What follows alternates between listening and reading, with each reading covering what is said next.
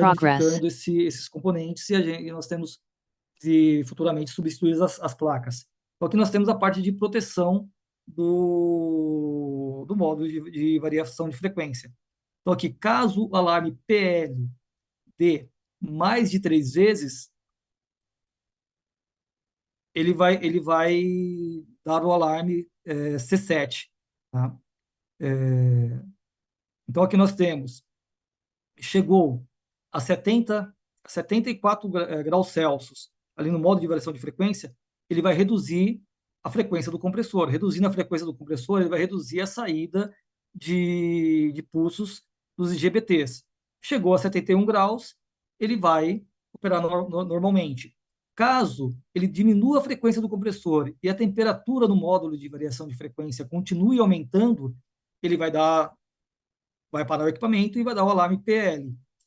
Quando chegar a temperatura de 65 graus Celsius, ele vai voltar com o sistema normalmente. Aí, caso dê isso, o PL, 3 vezes durante 100 minutos, ele vai acabar dando o alarme H7. Não, desculpa, C7.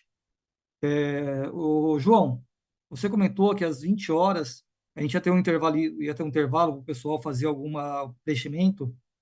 Já deu às 20 horas.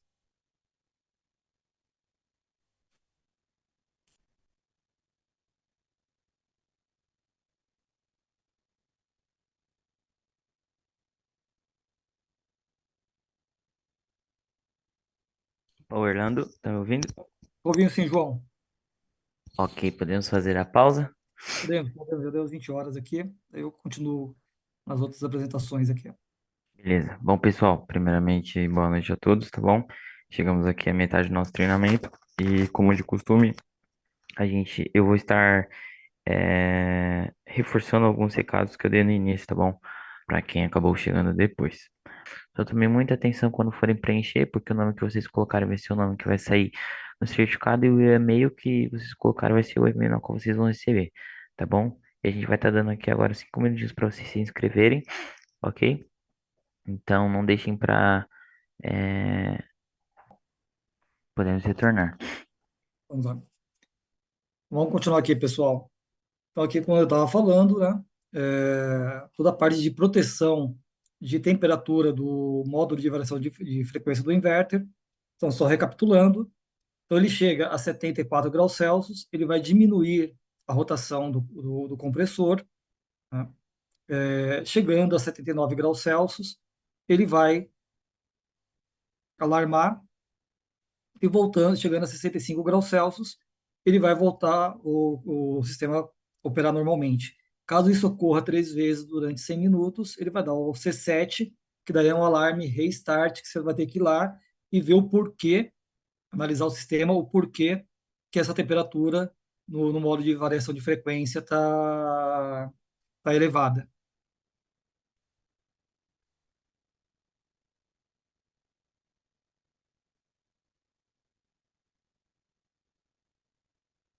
E nós temos o alarme P4, né, que é a proteção de temperatura de descarga.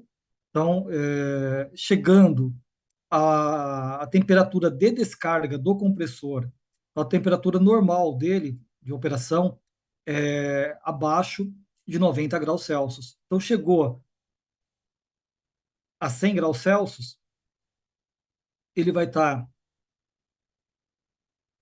reduzindo a capacidade e abrindo a válvula, se eu não me engano, a gente pode dar uma olhada lá, um pouco abaixo aqui, nossa, um pouco mais acima, então ele vai estar abrindo a válvula SV4 para estar mandando o líquido para a sucção e, consecutivamente, a temperatura de descarga vai diminuir também.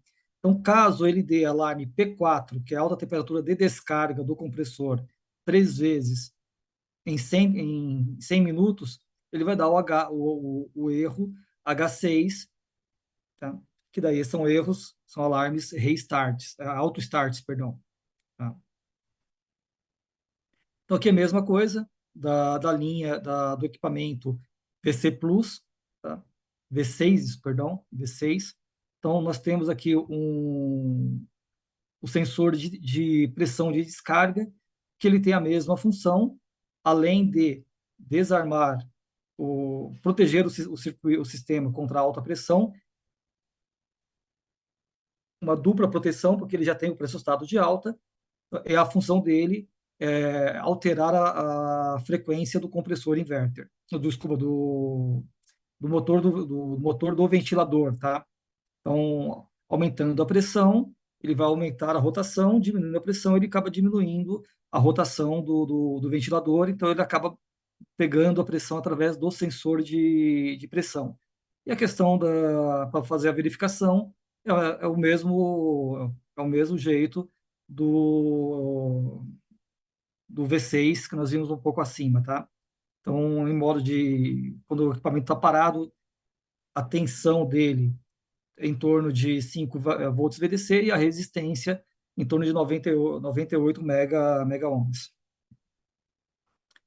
Então, como eu tinha comentado, quando nós quisermos verificar se realmente o sensor está ok, então nós podemos medir a pressão, fazer esse cálculo, que esse cálculo é o mesmo cálculo que já está no software do sistema. Tá? Então, sempre lembrando que em 0,5 VDC, 0 megapascal, e 4,67 ele vai estar em torno de 4,8 megapascal. Para a gente saber isso aqui em PSI, basta multiplicar o 4,8 vezes 145, que o valor total vai dar em PSI. E aqui nós temos o gráfico para fazer a conferência dos valores aqui.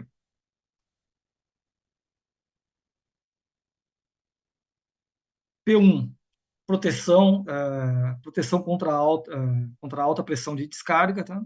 Então nós temos aqui mesmo modo de operação do sistema V6, tá? Então, com a pressão 4,4 megapascal, ele desarma, ele volta a rearmar com a pressão 3,2 megapascal. Caso isso ocorra mais de 3 vezes, ele vai dar um alarme correspondente a H, tá? Que é o alarme de restart. Tá? Então, todos P são auto-starts e H restart. P2, controle de proteção por baixa pressão de sucção. Tá? Esse controle protege o sistema contra baixa pressão. Então, um pouco mais para frente, nós vamos fazer análise de casos, tá? Mas se ele der P6 durante 3 vezes durante 60 minutos, ele vai dar o alarme H5. Porém, mais uma vez, quando ele chega a dar o alarme P2 ou H5, provavelmente o seu sistema já está quase sem gás, sem fluido refrigerante nenhum. Por quê? O que ele vai fazer? Como é que vai ser a operação do sistema quando ele chega, quando ele vai dar, quando ele dá o alarme P2? O sistema VRF, ele é um sistema inteligente. Ele fica olhando online toda hora, fazendo o controle do superaquecimento do sistema. Então, ele pega todas as médias de temperaturas de retorno das evaporadoras, ele pega todos, abertura de válvula de expansão das condensadoras, abertura de válvula de expansão da condensadora.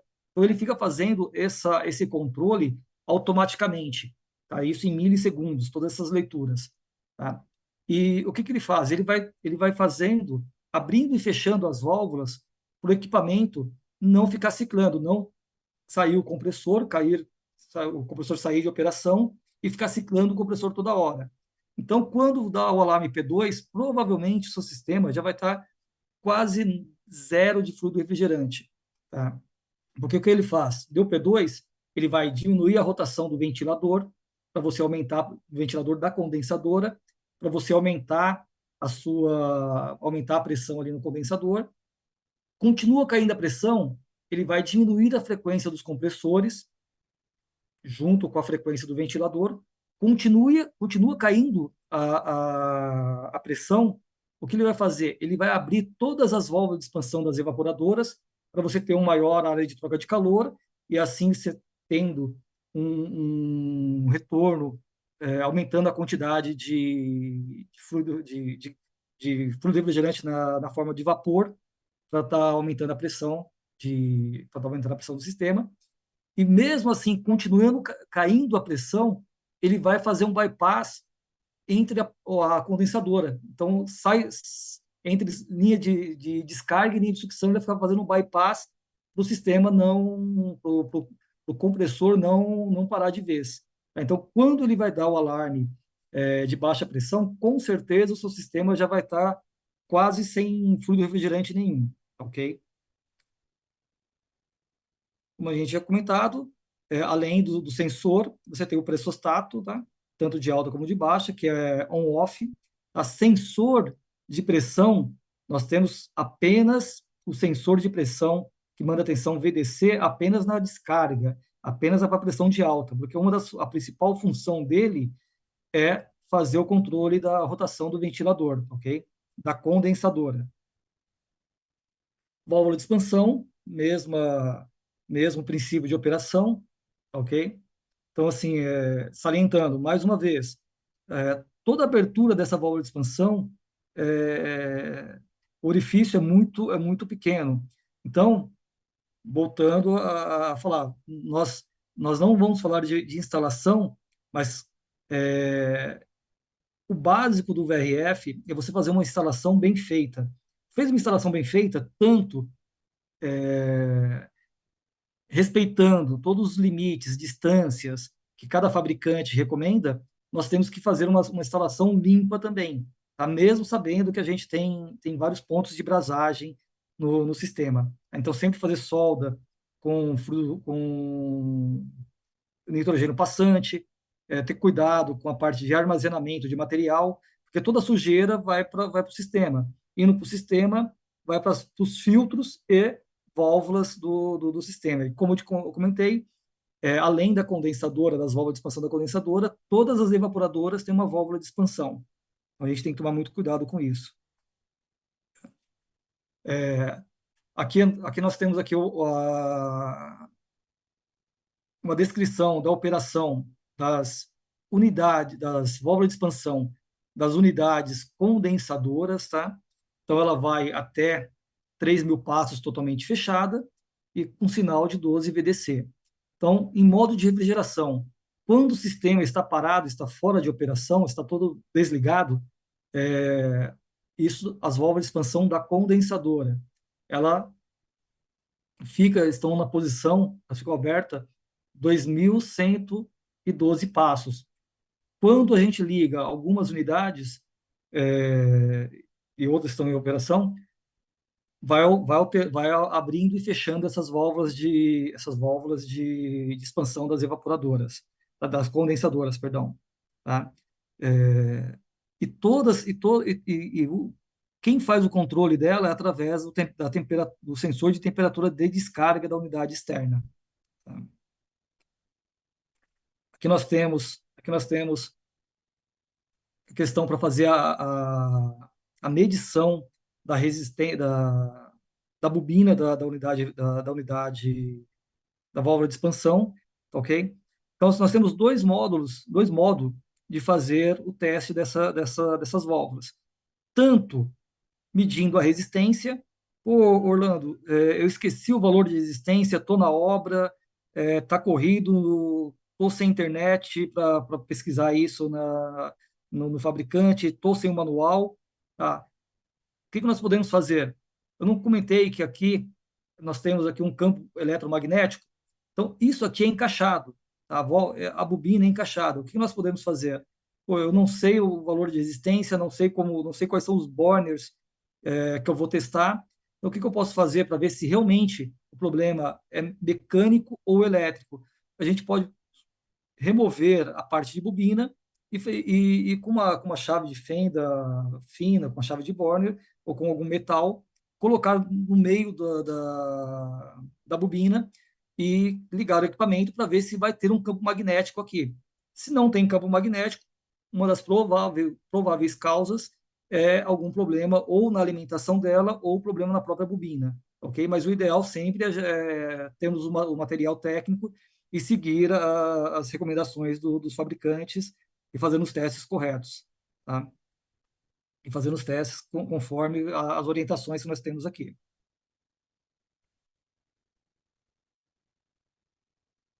Aqui nós temos, nós vamos falar um pouco das válvulas solenoides, tá? Tanto da SV2, SV7, SV4. Então aqui nós temos a SV4, mesma